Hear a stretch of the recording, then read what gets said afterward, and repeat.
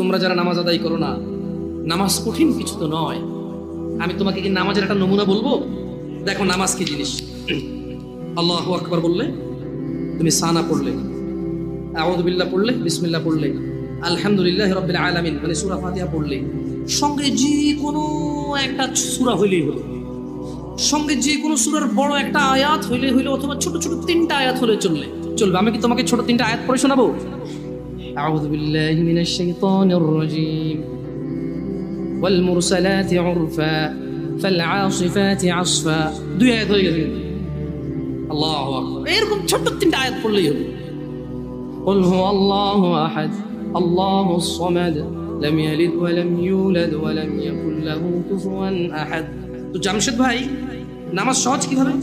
আমি তো শুধু আলহামদুলিল্লাহ সূরা পারি আর কুল হুল্লাহ পারি, আর কিছু এখন পারি না। তো ঠিক আছে, তুমি প্রথম রাকাতে আলহামদুলিল্লাহ সূরা পড়ো, রুকুতে যাও।